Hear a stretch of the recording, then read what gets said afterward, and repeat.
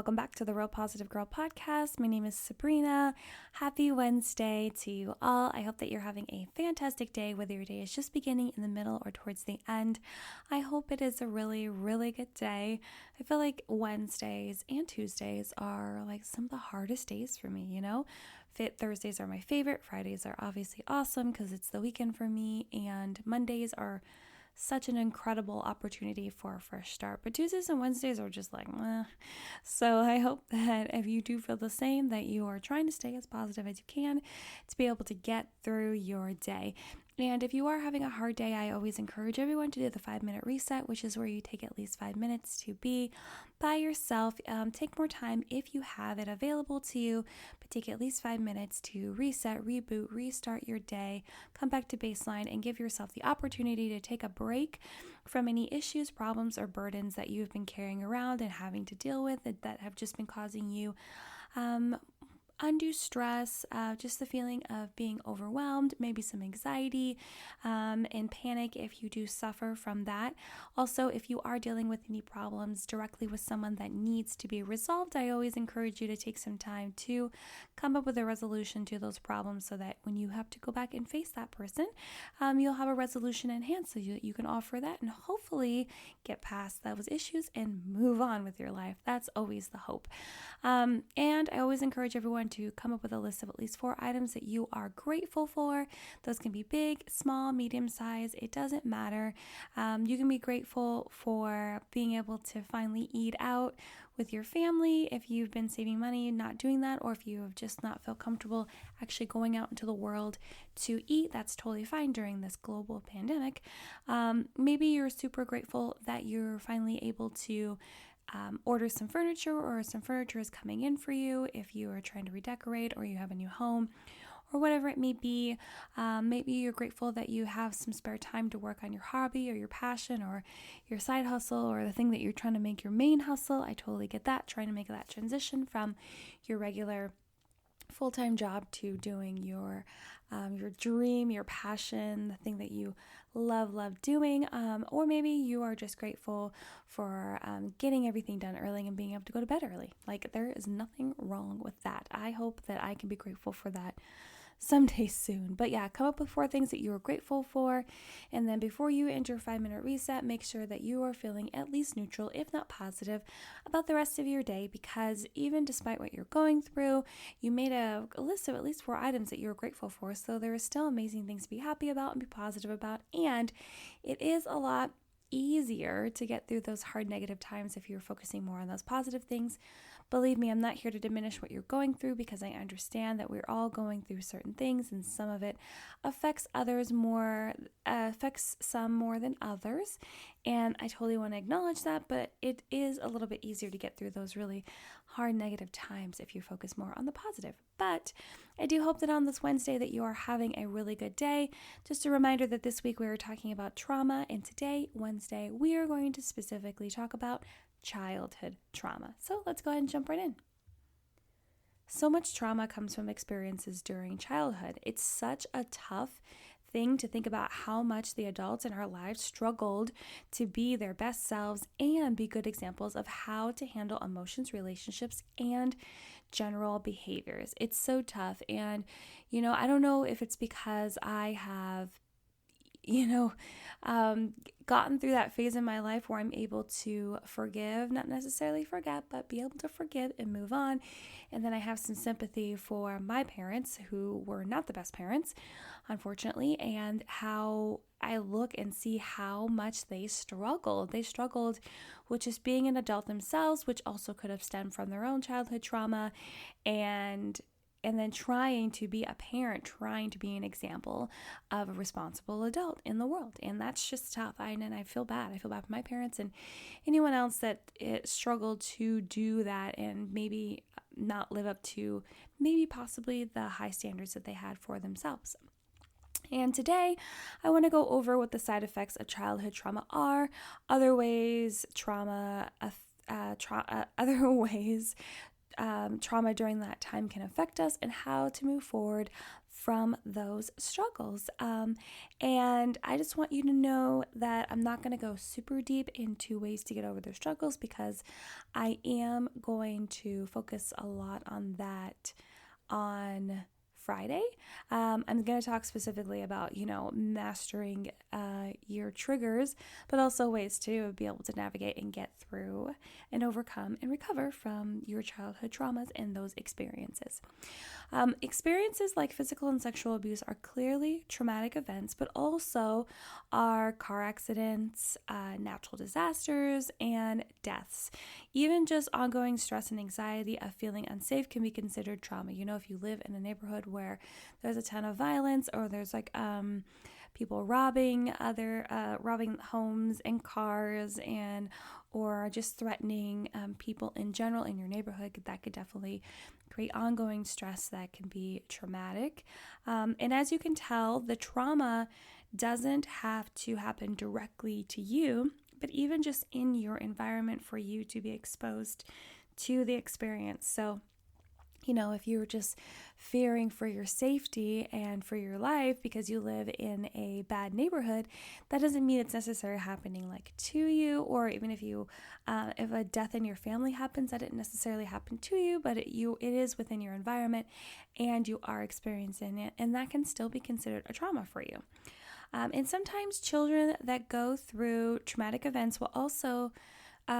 will be able to recover easier and quicker than others and move on without any lingering symptoms. But others can have PTSD after the fact and find themselves replaying the event in their mind, which is like your own personal hell. Let me tell you what, I struggled from this for so long, and then I feel like I created my own kind of blackout period because it was just causing me so much pain and undue stress. But yeah, and replaying it in your mind and making huge efforts to avoid anything that reminds them of what happened. So just because you went through a trauma in your childhood doesn't mean that it is going to carry over into adulthood. It doesn't mean that it's going to plague you and cause you issues and emotional distress and pain as you grow up, because if you are able to get the help and support that you need, or maybe it just doesn't affect you as badly as you thought and you're able to recover from it and grow stronger and not let it affect you as much, then that's great. You're able to move forward and not let that linger on you. But other people may not have it as easy, may not be able to get help. It could continue to have this traumatic events on top of each other, or just ongoing trauma that doesn't stop for many years, and then sometimes it can feel like it's too late. It's never too late, but it can come to a point where it's pretty late in the game to just offer some mediocre management of the emotions if it's just been if that well of pain has been dug too deep, if you know what I mean. So some children can get over it, other children might experience PTSD, and with PTSD comes other behavioral issues. But even without PTSD, which not all children are going to suffer from that, the child can have lingering behavioral problems following the experience, and those all can be like anger issues, depression, anxiety, and just attitude problems, relationship troubles with getting into relationships, keeping relationships, developing relationships in general. So with or without the PTSD and those side effects, you can still generally have behavioral issues that you have to work through and deal with. As I mentioned before, the relationship with the caregiver is super important because it cements how the child learns to manage emotions, have relationships, and interact with others in the world. And if the child experiences a trauma and finds themselves unable to trust or rely on their caregiver because it was done by them, by the caregiver, or the caregiver didn't do anything to intervene, that belief spreads to other adults and people in their life, and the whole world in general. So this will ultimately cause trouble with developing relationships in the future as an adult, because it's so easy as a child to just, throw a blanket over everything and label everything the same, because it just leads you to believe that nothing is going to get better from here. And this is what I am led to believe as for other people in that range of caregiver, and then just other people in the world, because that's what you're exposed to and that is what you're familiar with. And being a child, it's hard to have and be just have an open mind and realize that there is more opportunity and chance for growth. And that's just not necessarily a thing a child is really going to be able to grasp and understand, especially if it's happening at a super, super young age. So let's talk about the symptoms of unresolved childhood trauma next.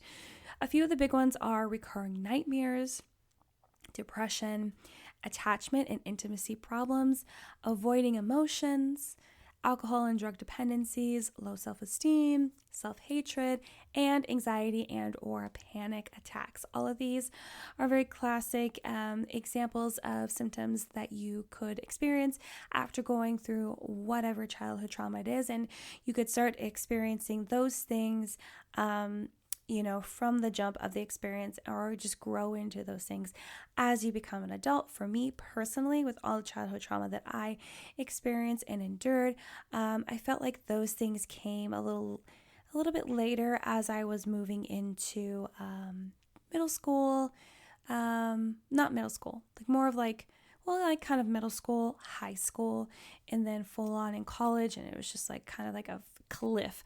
I fell off the cliff there, where it was just I literally felt like I was drowning in all of these symptoms and experiences after having endured all the childhood trauma. Because for me, I felt like the traumas just kind of stacked on top of each other. It was one thing after another, after another, after another. And it just never ended. And it was like a cherry on top of continuous mental and emotional abuse until I was able to leave and go to college. So, that's my personal experience. I understand that everyone's personal experience is going to be different, but these are just some of the general symptoms of unresolved childhood trauma that you could or might be right now experiencing. And in addition to these symptoms, here are some emotional side effects that could happen due to childhood trauma. You might pretend to be someone else and a perfect picture of someone to love and care for if you didn't receive that as a child. You bury your feelings and put on a false identity to get the love and care you crave, but also lose who you truly are in the process. So I completely identify with this, because I grew up definitely a people pleaser and a perfectionist, because perfection was definitely expected of me as a child. I was my father's only child, and he was the one that raised me. I would visit with my mother, whom I preferred more, but she had a whole slew of problems that she was dealing with as an adult. And but anyway, I definitely grew up as that, because the expectations that my father had of me were super duper high. So I found out very quickly that if I didn't try to adapt to be the most perfect child, to be the one that is just loved and adored by many, I was also kind of a trophy for my dad, to be able to be with other women, to show other women that, he's a single dad, which is also, I feel like back in the 90s, one of those rare things. It's usually the mom that would take the child, at least where I grew up. And so him being a single dad was already very charming, oh my gosh, I can't believe it that you're taking this all on your own. And then having a child that actually behaves correctly and says everything that you would want them and expect them to say if they were a good little child. And that's who I was. And I learned from a very early age that that's who I had to be, to survive and endure the least amount of pain, despite still experiencing tons and tons and tons of pain. But so you just learn from a young age that's what you got to do. And you start walking on eggshells, and then the false identity kicks in, because you start to believe that that's who you are, but you will internally slip a lot because you truly don't believe it inside, but you know that you have to do this. You know that this is who you have to be. And it's like a storm inside. You're like fighting two different mindsets. And then in the course of all of that, you forget.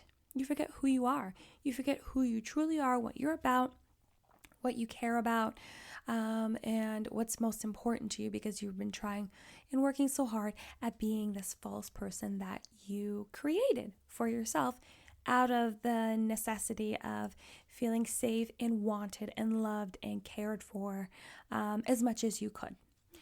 The next one is you have that constant victim mentality.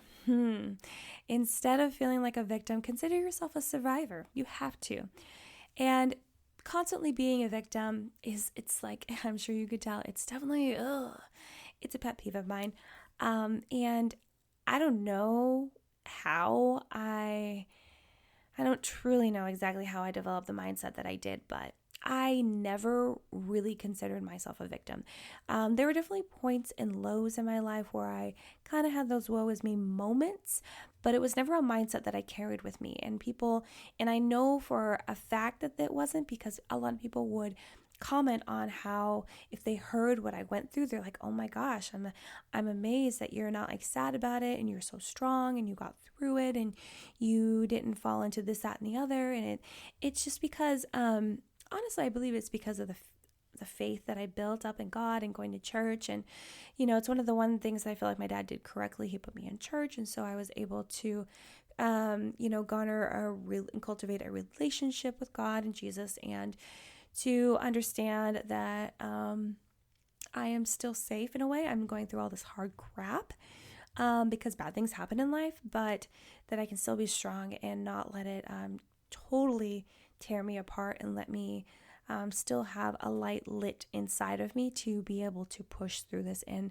move forward. So that was never something that I really truly struggled with, but I do want to encourage you that if you do feel that victim mentality, if you do feel like, woe is me, why is all this stuff happening to me, why did I have to go through this, you have to make a quick switch in your mind and tell yourself that, hey, I went through all this stuff.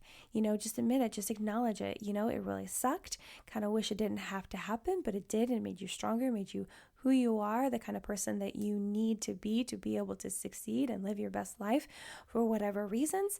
And you just can't live in that, because there's nothing you can change. You can't go back into the past and undo anything. You have to move forward if you are really going to truly enjoy the rest of your life and use any of those experiences, memories that you're willing to recall to help you move forward and help others avoid doing that, or you not doing that with your own family and children, and just choosing strength over everything else.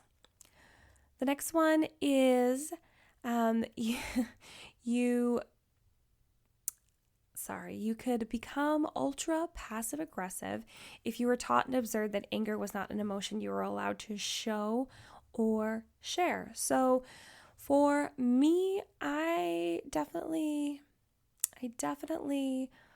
was a little passive aggressive, but more manipulative. That's who I was. And that's because that's who my dad was. And I kind of like learned, this isn't so terrible, but it's just how I learned to have control over the situation. And I had really big control issues because I didn't really control that much in my life, especially as a child. And as I grew up, I was trying to find that control. And if I was able to manipulate people into getting things that I wanted, it made me feel like I was in control and that my whole world wasn't super chaotic, even though it really was. But you know what I mean? Like if you've ever dealt with control issues, if you are able to have control over just a few bits and pieces here, then you feel so much stronger. For me as a young girl, I would use manipulation against the women that my dad would date, and I would use it in a way for me to be able to get gifts and love and care, and for them to feel bad for me because of the things that I'm going through. And it wasn't victim mentality at all. It wasn't like, woe is me. It was more of like, oh, I've been so strong having to deal with this, that, and the other. And like, showing that I am like overcome all the stuff that I was able to get gifts and presents, because as a child, all you want is toys, right? And so I was able to build the biggest Barbie collection of maybe not of like the most richest girl, but I had a dang collection. So of being able to acquire all of those things from these people because it's what I wanted and it's what made me happy. And I was able to live in that make-believe Barbie world. So I definitely dealt with passive aggressiveness a little bit, but you can easily fall into that, because if you were taught that you can't be angry or anger shouldn't be shown, or that if you were exposed to a lot of anger and it turned you off from being angry, or you not wanting to exhibit those emotions because they ended in a negative, even more negative way, like violence and more hurt and pain, then you're not going to want to like go through exhibiting anger, but you're still going to be angry. Like everyone gets angry and upset inside, but you're just going to deflect it in another way through being passive aggressive. And now let's end this episode briefly talking about healing from childhood traumas. As I mentioned before, we'll be talking more about, healing from that on Friday. Even tomorrow, Thursday, we're going to talk about reminders for trauma survivors and things to tell yourself and to remind yourself so that you can use those kind of in an affirmation sort of way to become your best self each and every day, which is what I'm here to encourage you to do, and give you knowledge to do so. But first, I would encourage you to learn how to self-regulate and manage stress better. Stress can easily lead you back into old coping mechanisms that were formed during your traumatic experience as a child. So, if there were things that you used to do, like, for example, this isn't something I used to do as a child. I developed it when I was in college, but still, it was a coping mechanism for me, was to cut myself when I was feeling stressed and overwhelmed and high anxiety. And that's what I do, because it's also an action that gave me control over the situation, but also inflict pain in myself so that I didn't feel like I needed to inflict pain into anyone else for all the pain that was being dished towards me. And it just felt so unfair. But instead of doing that, I learned to, take a step back, do breathing exercises, change my perspective, and really, think outside the box of like, what's happening? How is this really affecting me? What would be the best course of action? That's the kind of thing that I've learned. I have learned how to just use emotional intelligence and mental health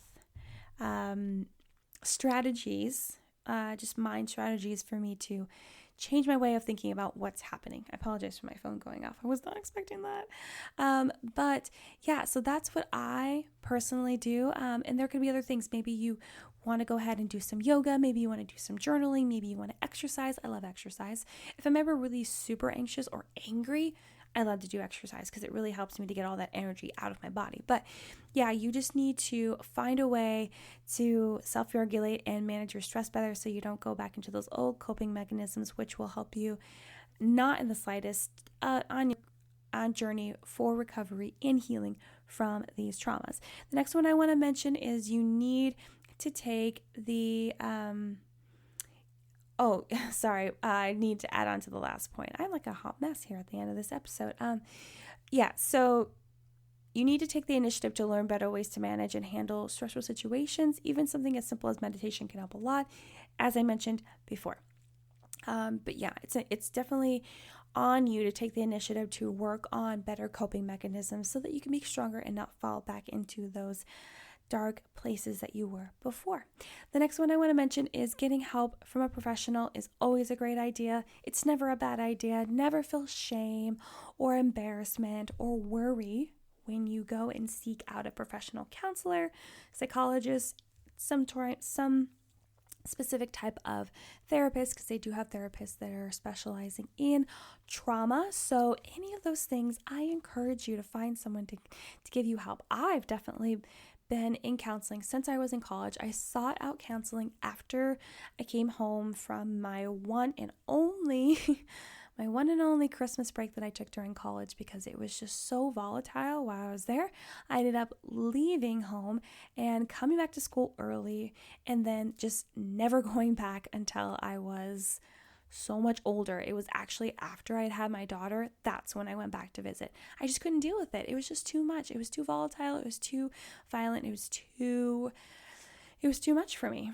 And so I made that decision. But again, counseling, it's an amazing opportunity for you to really get in touch with truly how you feel inside if you have a hard time acknowledging that and being honest with yourself on your own, which is totally fine. You can definitely learn the skills from a counselor or a therapist while you are in that kind of therapy, and they can teach you how to do that so you can do it on your own later down the line. They can give you so much insight in a different way, different perspectives and mindsets for you to think about what you're going through, how to cope, how to deal, and just how to become stronger and get on that road to recovery if that's what you want to do. The next one is to let yourself trust people again. Don't isolate because of your past experiences. Learn to trust again and form those types of relationships. I know from personal experience they can be really hard to trust people again if all your experience as growing up has been that you can't trust people and that people break your trust all the time. And yes, I definitely want to point out that you can go out on a limb and try to develop new relationships where you can trust people again, and they can still break your trust. However, I encourage you to continue to try, but also within that, make sure that you are establishing boundaries, and then it's much easier to not get your heart broken or get your trust broken, because if you are able to establish boundaries, then people can't cross them as easily, and then they might drift away on their own before they actually can break your trust. Or as time goes on, hopefully you'll be able to see the signs of someone that isn't trustworthy, isn't honest, isn't forthright with you, and then you can move on from that relationships. I can't say that just diving in and giving trust another chance is going to be magical and wonderful and no problems. There definitely could be problems and issues. You might have to try it a couple times. But the point that I'm trying to make here is for you to actually try it and not live in the pain of your past where trust was broken constantly. Believe me, I understand that. I still struggle with it a little bit, but I've had to let people in and just take that chance and know that there's going to be times where it works out, and then there's going to be times where it doesn't work out. So the last one that I want to end on is to be honest with yourself on whether your current methods of dealing with your past pain is working or not. So going back to the coping mechanisms, let's say that your current coping mechanisms, maybe they're negative ones or ones that just aren't working. Like if you overindulge in food, maybe you decided to take up smoking, you drink too much, maybe it's drugs. It could be like street drugs or recreational drugs or even just medications. Maybe you're getting stuck on those because you just need to numb the pain. Somehow, I encourage you to really take a step back and actually honestly tell yourself, are the ways that your current methods with dealing with your pain, are these actually working? And I don't mean just working in general. I mean, are they actually contributing to you recovering from what's happening? Becoming your best self, becoming stronger, and not letting those past pains rule who you are and just take over your life and not allow you to do anything that you want to set your heart and mind on. Really ask yourself those questions, really be honest with yourself, have those come to Jesus moments, and just really, really figure it out.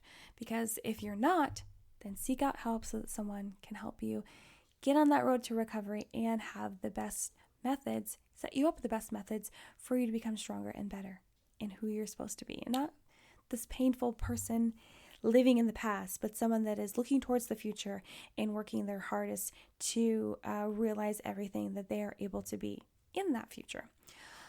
Okay, guys, I'm going to end it here. Such a long one. I know. Thanks for staying with me. But thank you so much for listening to the Real Positive Girl podcast. My name is Sabrina. Happy Wednesday. Check the description box for notes for the show, where to find me on Instagram, which is at Sabrina Joy Perozzo, or at Real Positive Girl Podcast. Also, you can come and visit my website, which is sabrinajoy.com. I just started updating the blog. And if you do actually listen to the podcast on the regular, you'll notice that basically my blog posts, most of them are just going to be recreations of the podcast. It just gives everyone a different medium to get the topics and the information that I put on the podcast. So if you already listen on the regular, maybe you don't want to go over there and read those notes to get like a gist of the episode, or maybe you do and it just gives you another way to ingest it, or maybe there's other episodes that you don't want to listen to for 28 minutes, but you want to just read it in a 2 to 5 minute article. I totally get it. It's totally fine. So anyway, check that out. Also, my email address is in the description or in the show notes for any questions, comments, concerns, prayer requests, feedback, topic suggestions, just to say hi, whatever you want. But I hope that you come back tomorrow. We talk about reminders for trauma survivors. And then on Friday, we'll talk about triggers and how to overcome your traumatic experiences. But until then, have a good one. I hope to see you next time. And I'll see you next time. Bye, guys.